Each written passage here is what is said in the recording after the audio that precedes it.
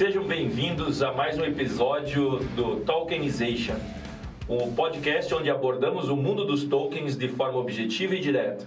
Eu sou Rodrigo de Almeida, CEO do Grupo Index e fundador da MapForest e Forest Token. E eu sou Fernando Stricker, sócio da SHLO Advogados e cofundador da Forest Token. Tudo bem, Fernando? Tudo ótimo, senhor. Tudo jóia. Fizemos uma confusão na semana passada, hein? Vi bastante gente aí já pensando e trazendo dúvidas, questionamentos sobre criptomoedas, stablecoins, mas eu acho que esse que é o objetivo, a gente trazer um pouco de dúvida, mas também traz bastante esclarecimento. Com certeza. Eu acho que o objetivo está sendo cumprido e quem tiver também sugestões de como a gente pode melhorar o podcast, por favor, sempre fale, né? Até agora ninguém criticou, a gente está seguindo o mesmo formato. Isso é bom e ruim, eu gosto muito de críticas.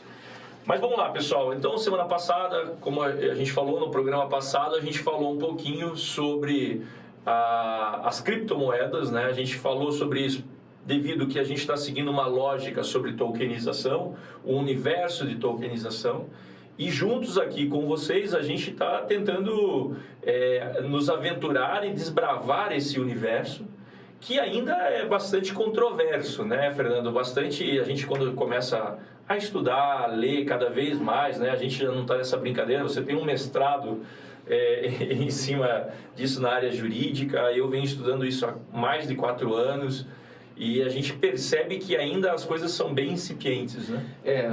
E até a gente fez um disclaimer no começo, né, do podcast, que o nosso objetivo aqui é simplificar. Então a gente até penaliza um pouco conceitos. Eu sei que tem um pessoal que é um pouco mais crítica, né? Mas a ideia é transmitir esses conceitos de forma prática, né? Então, o nosso lema é forma objetiva e direta, então nós também não vamos ficar aqui definindo com a clareza e o rigor que, digamos, academicamente algumas pessoas estão fazendo e até eu tentei fazer na minha dissertação. Mas, enfim, hoje a ideia é a gente falar de utility tokens para continuar essa trilha de esclarecer as espécies dos criptoativos. Já falamos de stablecoin e falamos ali de criptomoeda no sentido estrito, digamos assim, as espécies, né, como o Bitcoin. E hoje a ideia é chegar no utility token. Não, maravilha. A gente também tem aí, de forma a tentar esclarecer cada vez mais esse universo, a gente tem escrito alguns artigos também, de forma bem simples, objetiva, direta, com uma linguagem onde a gente tenta simplificar bastante coisas. Eu entendo que essa simplificação é algo importante para que a gente possa ter uma popularização desse universo, mas também estamos bastante à disposição, nos critiquem, mandem perguntas, através dos nossos artigos mesmos, que estão publicados nas nossas mídias sociais, no nosso site, no próprio Grupo Index da SHLO. Perguntem. Mas vamos lá, Fernando, Utility Token, onde que a gente começa? Eu acho que a gente pode começar por uma palavra, Rodrigo. Utility, utilidade, né? Sim. E utilidade para quê, como, onde, por que criptoativo e utilidade? Eu gosto de pensar sempre como acesso. Então, esse utility, ele te dá acesso a algo, algum bem, algum serviço, alguma coisa. Então, o utility, ele não vai estar atrelado necessariamente a alguma coisa. Ele pode estar, né? A gente vai falar de tokens híbridos, que têm funções híbridas, mas sempre que você pensar em utility token, você vai pensar em quais direitos ele te dá. E tem vários exemplos que a gente vai falar aqui, mas eu resumiria assim, acesso. E eu vou aproveitar essa tua linha e vou falar o que ele não é feito para ser, né? Ele não é um token feito para ser transacionado e ter a função de uma criptomoeda, né? Ele não é essa função, né? Ele não servir como um meio de pagamento. Vamos usar... Acho que até dá para pôr aí, e é justamente isso, ele não é esse o propósito. Ele pode ser? Pode, mas não é essa linha. Então, ele tem ali funções para te dar acesso, para te promover dentro de um sistema determinado. Ele tem uma grande diferença, eu acho que a gente vai falar também, né, sobre como ele é produzido, né, então como que surge esse token, mas de forma geral é isso. que mais, Fernando? Bom, quando a gente fala em utility, a gente vai falar provavelmente em alguma empresa que está inovando, então até colocando um pouco o pé no chão aqui para o mundo real das pessoas que estão ouvindo e estão pensando em criar um projeto de tokenização, por exemplo, e querem entender como chegar. O utility é uma porta segura, até em termos regulatórios. É um caminho pé no chão, porque você não está falando em criar uma moeda tipo Bitcoin, que serviria como pagamento, e você não está falando em valor mobiliário, que é onde você mais tem que ter cuidado, que é tratar com órgãos reguladores como a CVM. Então, o utility token está sendo utilizado por clubes de futebol, está sendo utilizado por empresas que querem criar um marketplace. Então, eu crio lá um marketplace agora, um que está famosinho aí, a Ribus, que criou o token Ribus, para utilizar um utility token dentro da plataforma como meio de pagamento entre prestadores de serviço imobiliário. Então, eu pagar um corretor de imóveis, uma comissão, eu pagar um advogado lá dentro, eu pagar uma avaliação do imóvel, enfim, uma consultoria. Eles pediram uma consulta para a CVM para verificar, olha, esse token aqui para vocês é valor imobiliário ou não? E a CVM falou não é valor imobiliário, essas feições que vocês trouxeram, esses direitos de acesso a tais funcionalidades são atinentes aí ao utility token, próprios do utility token. E a CVM já veio com esse raciocínio desde 2019, já tinha visto outros projetos, e essa é a tendência mundial, mais ou menos, não diria um consenso, não vou ousar dizer que existe um consenso, mas é o racional utilizado pelos órgãos reguladores de quando você está falando de um token que dá acesso a uma utilidade, que nesse caso seria acesso a uma plataforma, não teria competência de uma comissão de valores imobiliários.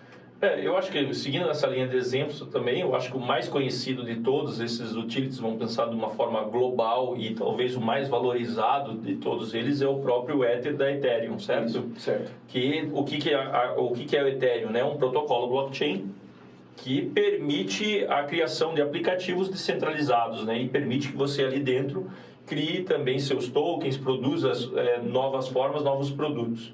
E o Ether surgiu para ser uma forma de pagamento para esse serviço e também acesso a determinados serviços lá dentro, né? Exato. Até a gente nem chegou a falar disso em nenhum momento. Talvez algumas pessoas já saibam, mas outras não. Existem protocolos, diferentes protocolos de blockchain. Sim. Então não existe uma blockchain, existem várias blockchains. Sim. O Bitcoin é uma blockchain, o Ethereum é outra blockchain. Dentro do protocolo Bitcoin existe o Bitcoin, é o mesmo nome, a plataforma, não plataforma, mas o protocolo. Sim. E o ativo.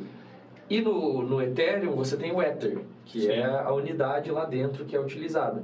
Você tem o protocolo da Binance, você tem da Stellar, você tem vários.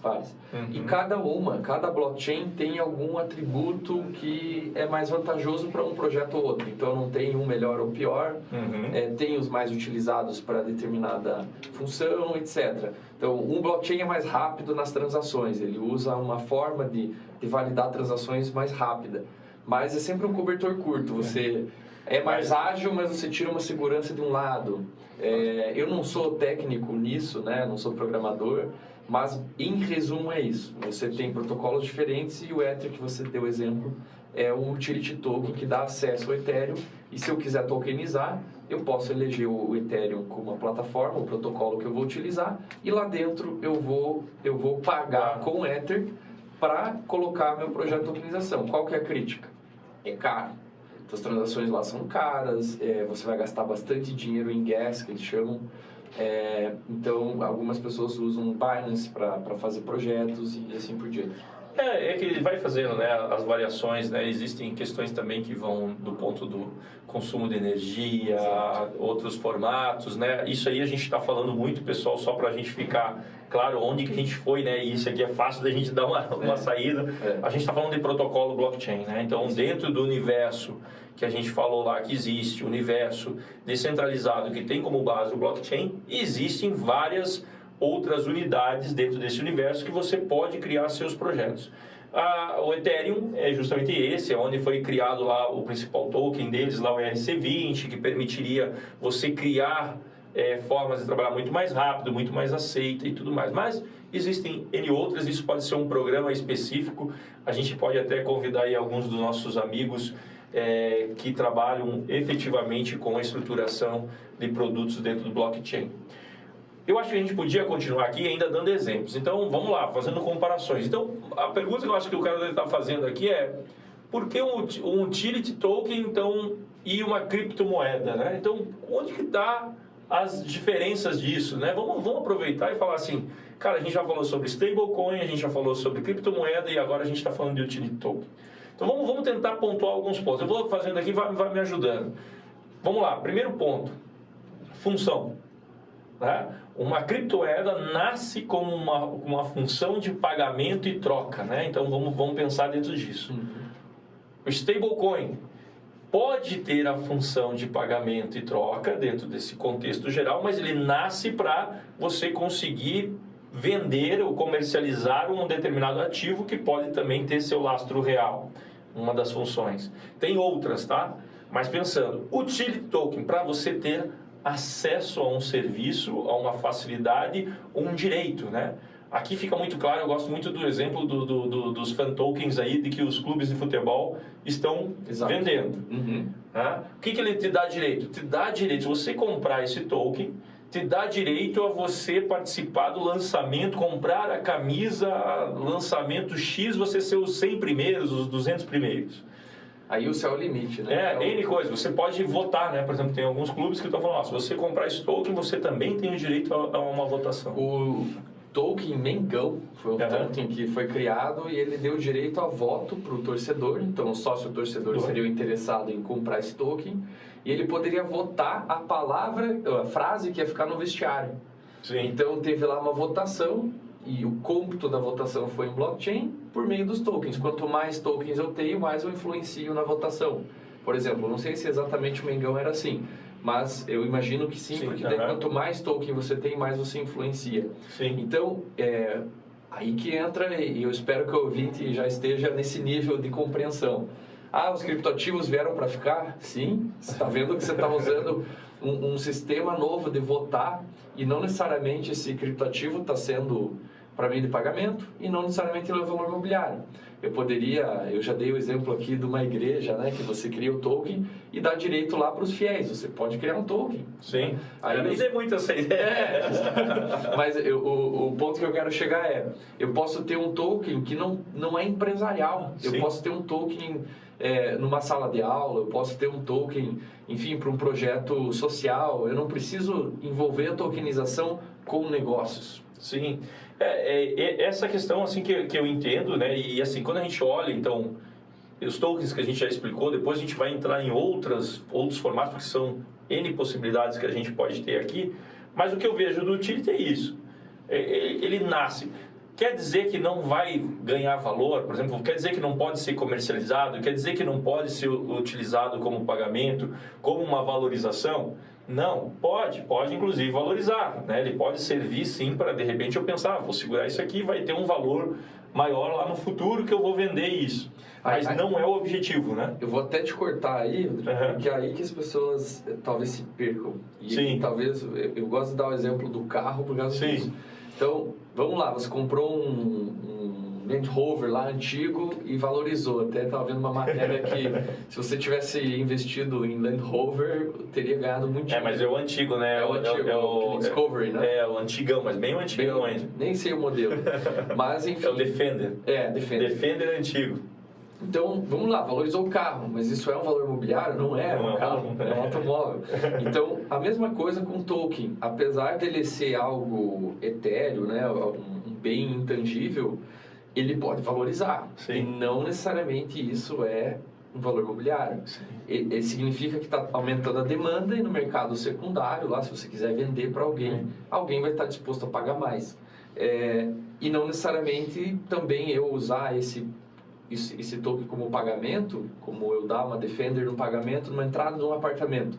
Eu também posso usar um token, mas não necessariamente ele é um meio de pagamento. Não, e o valor que você... E outra coisa que eu acho que é interessante é, Por exemplo, eu posso te dar um carro pelo valor da tabela FIP dele, ou até mais numa negociação, mas você também está me vendendo o apartamento com preço maior. Eu costumo brincar que é aquela ideia, né? Porra, eu tenho um cachorro, eu vendi meu cachorro por $1 milhão. O cara fala, caraca, porra, tu vendeu por $1 milhão, e como é que foi isso? Pô, o cara me pagou com 2 gatos de 500 mil, né? Sim. Então, tipo, é claro, a relação e o negócio ali, é isso que diferencia muito uma criptomoeda, uma stablecoin, porque o lastro disso é um lastro muito mais. Por exemplo, vamos pensar um token do Flamengo.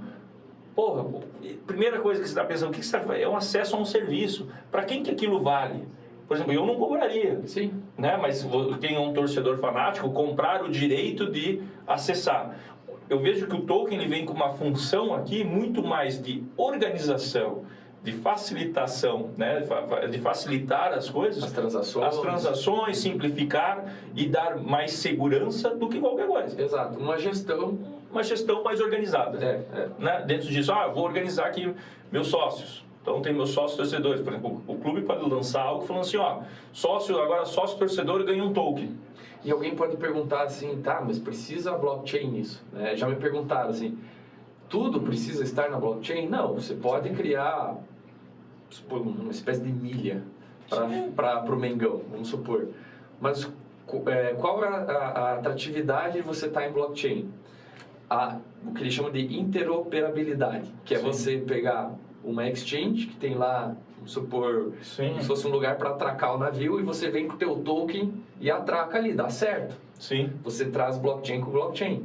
Você consegue programar que aquela carteira na exchange, na corretora, aceite o token Mengão, desde que tenha lá os protocolos sendo aceitos. Eu posso, por exemplo, criar uma estrutura empresarial interna que esteja utilizando o Ethereum, por exemplo, que tenha um token interno e não aceite nenhum token de fora. Sim. Mas eu posso autorizar que receba, desde que o protocolo aceite. Pense em protocolo como se fosse um idioma. Sim. Então, se é um idioma e você tem as palavras ali, que seriam os tokens, e você consegue compreender, ótimo. Tem, por exemplo, mandar um Bitcoin para Ethereum, coisas assim que o pessoal faz ponte, mas aí a gente entra em meandros do mundo da tokenização e do blockchain que nem eu consigo esclarecer. Mas o resumo ali da utilidade é isso. O blockchain ele ajuda a gerir, a fazer as transações e você dá, por exemplo, o empoderamento para o token holder, que é quem está com o token, de custodiar ele mesmo. Sim. E eu acho que tem uma outra também grande questão que ajuda, que é, como você falou, organização, governança, controle, mas existe a pulverização. Então fica muito mais fácil você tendo dentro disso aqui um protocolo onde você tem a capacidade de saber exatamente essa distribuição, garantir essa distribuição, garantir que eu realmente tenho aquele direito. Imagine o Flamengo. O Flamengo tem torcedor em tudo quanto é lugar.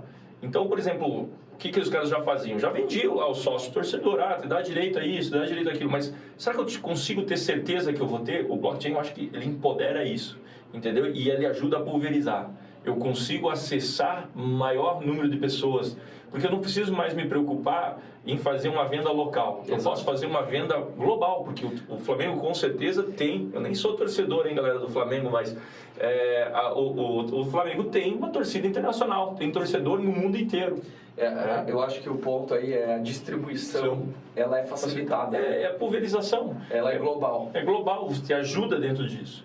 Então, acho que e o que é importante o blockchain nisso? A importância nisso é a governança, é a segurança, é eu ter certeza que eu vou ter essas funcionalidades garantidas. O outro ponto que eu estava aqui vendo, né, que a gente podia também abordar, né, sobre essa questão do token utility, é justamente esse ponto, né? Por exemplo, como que eu posso usar, em quais outras funcionalidades que eu posso usar isso? E eu fico olhando isso praticamente infinito, né? A distribuição dentro disso, a organização que eu posso aplicar, né? Um token utility, né? Exato. Assim, listar é difícil, né? Mas o que a gente pode falar é direito a voto, a gente já falou aqui do Mengão, por exemplo, acesso a plataformas, por exemplo, no Brasil a Ribus e internacional o Ether, o Ethereum, que você vai usar ali para meios de pagamento interno, Binance também. Bem, o Buda, né? O Buda é aqui, né? Eu acho que você já viu esse token, não? Eu vi por cima, mas O não Buda é uma rede né? de spa. Uhum. E aí o cara, para financiar a própria rede spa, ele achou um jeito que ele serve como meio de pagamentos lá dentro disso aqui ele tem uma utilidade, então você compra um número de tokens e você pode usar isso em toda a rede, que ele já é uma rede e justamente ele nasceu, a ideia da tokenização foi pensando no processo de expansão, que seria você compra isso daqui e você pode usar aonde você quiser. Então você acaba utilizando ele como uma forma de acesso ao serviço, não é um meio de pagamento, é um acesso ao serviço. Então, por exemplo, você vai chegar lá e vai, eu quero fazer massagem, então é tantos Budas. Isso é um conceito legal que até, se eu não me engano, a CVM usou. Voucher. É como se fosse um voucher, então em algum momento se você quiser sacar em real, Bitcoin, aí essa liquidação, essa transformação em algum outro ativo, ou o exchange faz ou a própria empresa que emitiu faz.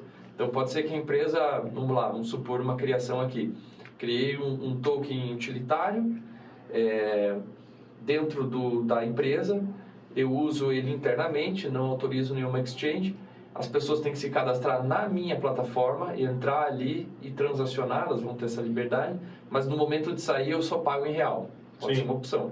Não, eu pago em real e Bitcoin, eu tenho que ter custódia de Bitcoin. Então tudo isso são cuidados que no momento da tokenização você tem que ter e você tem que estar embasado com técnicos aí para ver o que é melhor para a tua situação. Não tem como ficar copiando dos outros, porque cada mercado, né, e cada cliente vai ter um interesse. O que eu vejo justamente quando a gente pensa em token utilities, a gente está pensando muito mais em organização, a gente está pensando em facilidade de acesso, facilitar acesso aos serviços que eu tenho. Você consegue pensar em trazer essa pulverização. E até um aspecto interessante, as NFTs, elas são lá os tokens não fungíveis. Basicamente o conceito esse token representa uma obra de arte lá, que é o mais básico. Esse token representa uma assinatura do Cristiano Ronaldo. Ou vários tokens representam a partezinha. Você pode fracionar ou ter um. Depende do que você quiser fazer. Eu quero fracionar uma obra de arte, então 100 mil tokens representa a Mona Lisa. NFT, basicamente, esse é o conceito, ele está linkado a isso. Mas ele também pode ser usado como um utilitário. Sim. Se eu não me engano, eu não lembro que cantor que fez no Rio de Janeiro, um dos últimos shows dele na turnê, e ele fez o ingresso. Quem comprasse o ingresso ganhava NFT, e basicamente era um colecionável, que daí é um token que você guarda na tua carteira, você vai poder vender depois, porque ele pode ter um preço, justamente porque ele era linkado ao ingresso do último show daquele cantor. Isso é muito parecido se você fizesse, por exemplo, no mundo real, se o cara tivesse feito um ingresso com um brinde, não, ou tivesse feito mesmo o ingresso com o desenho de um artista famoso, tá ligado? E você fala, olha, isso aqui é legal, vou enquadrar, né? Vou colecionar, daí esse cara lançar isso. Aí o que diferencia o blockchain? Justamente a capacidade de você fazer isso numa escala, você conseguir monitorar, você conseguir, por exemplo, você está falando aí em 100 mil, por exemplo, você pode chegar e fazer cada ingresso diferente com uma obra de arte ali, vamos dizer, e representando. Então, isso eu acho que é o caminho. Acho que também teve outros cantores que fizeram o contrário, né? Você comprava isso, dava direito ao acesso ao show, né? Isso, Então, são linhas que acabam sendo muito estratégias de marketing, né? Que você pode também estar utilizando. Com certeza. E, de novo, vem como uma forma de organização. Como eu costumo dizer, são criados para servir uma função específica. Tá? Então, por exemplo, quando você cria algo com uma função específica, eu acho que é uma das questões que deixa muito claro o que é um token utility, né? Então, olha, isso aqui é para isso, você vai conseguir acessar aqui e você vai acessar a rede. Tem lá as próprias redes lá se eu não me engano, acho que do PlayStation, tem vários games, né? Dos games de forma geral. Então, você tem várias formas de acessar aquelas plataformas comprando tokens. Até para falar um pouco mais nunca é muito estanque. Então alguém pode vir, não, mas esse aí é NFT, não é utility, e vice-versa. É aquela conversa toda. Mas tem muita característica híbrida, porque basicamente você vai lá e programa como você quiser. Exato. A categoria ela vem depois. Eu acho que ele pode nascer e você pode dar funcionalidades depois extras, né? Porque isso é permitido, né? Você fazer ali uma função, né? Por exemplo, se você parar para pensar, de repente, por que fazer um token para acessar uma plataforma de game? Porque você pode viver num país que você tenha o dinheiro tem uma flutuação muito grande e você já aproveita e compra tudo de uma vez porque a inflação está alta. Vamos pegar nossos irmãos aí que tem uma inflação na Argentina de 100% ao ano. Sim. Então, de repente, você pode chegar e falar, não, eu vou comprar todos esses meus tokens para garantir que eu vou jogar isso daqui, que eu não vou ter uma flutuação. Você veja, qual é a função do token? Se proteger da inflação, que é muito parecido com a ideia lá, por exemplo, quando você fala de um stablecoin. Sim. Mas não é essa a função dele. A função pode fazer mas isso. Você pode utilizar isso. Né? Isso é uma escolha que você fez. E se de repente os irmãos perceberem, cara, que isso tem uma grande demanda, vamos dizer que existisse uma grande demanda por um determinado jogo, por uma determinada questão, você veja que isso pode começar a se transformar numa moeda que troca. Vou dar uma ideia aqui, e os ouvintes que criar aí, por favor, paguem royalties para nós. Mas, ó, Skank vai fazer o último show deles aqui em Curitiba, vai ter o show e tal. Então é um show muito quisto, né? Muita gente quer comprar e tudo mais. Uma ideia para um produtor fazer, ele cria um NFT, igual esses outros artistas estão fazendo, mas pode ter lá um direito atrelado, uma hipótese. Caso, porque tem muita banda que acaba e depois volta, né? Uhum. E aí aquela coisa, 10 anos depois, sei lá, um show de final de ano, pode ter o NFT atrelado a esse ingresso, e se a banda por um acaso voltar no futuro ou fizer algum show, quem tem o NFT pode ir no show. Imagina o valor desse NFT, porque não é só um colecionável, não, ele tem uma utilidade ali, uma latência, né? Que ela pode, uma potência de ser utilizada e pode valer. Sim. Então, o mercado secundário pode ter um interesse em comprar, alguém fala, não, eu tenho... E eu limitaria o seguinte, cara, se a casa tem 10 mil, tem 10 mil lugares, os primeiros 1000 vão ser lançados dentro daqui, o primeiro milhar vai ser lançado como um formato de um utility token. Um utility token, que vai ser, ele acaba sendo um NFT, porque ele serve para aquele fim específico, porém, ele está te dizendo, cara, se voltarem... Você tem esse baita direito. Aí que eu acho que a tokenização aqui só foi uma brincadeira para a gente deixar bem claro que dá para ser híbrido, dá para ter sentido em você tokenizar algo assim, e vai ter valor, vai ter gente que vai querer comprar, porque aquilo vai dar acesso a um direito. E talvez alguém se pergunte aí, né, como eu vejo esses direitos ou onde eu coloco esses direitos? Basicamente o white paper. O white paper é um documento que a gente nem comentou aqui ainda para não entrar em técnica, mas é uma apresentação da empresa, do token, mais tecnicamente do token. Eu posso ter vários white papers da minha empresa com vários tokens que eu crio. Então, eu teria lá um white paper que é um prospecto, basicamente, para usar um termo das finanças aí, do mercado de capitais, e ali vão estar expostos os direitos, e na programação, lá no código, vão ter os direitos. Então, aí depois, não cumpriram lá com o meu ingresso no show, você vai poder executar judicialmente um contrato mesmo. Não, maravilha. Bom, pessoal, Marcão aqui já dando um momento para nós encerrarmos. A gente gosta de falar, né, Fernando? Juntou aqui. O assunto sempre vai longe. Sempre se vai longe. Mas, pessoal, de forma geral, eu acho que a gente espera ter esclarecido um pouquinho mais sobre essa categoria de token, né, o utility token. A gente já falou, então, aqui no programa sobre criptomoeda, stablecoin. Estamos falando falamos sobre os utility tokens. Vamos falar mais algumas categorias aí no futuro, eu não sei ainda qual, vamos ter que definir essa semana aí. Security Token pode ser uma ótima. Vamos bater esse papo. E depois a gente pode falar especificamente de NFT. De NFT, eu acho que seria ótimo. Eu acho que tem mais coisas, depois a gente pode ir também abrindo. Por exemplo, eu estava aqui fazendo algumas coisas, vem passando, né? Por exemplo, ICO, STO.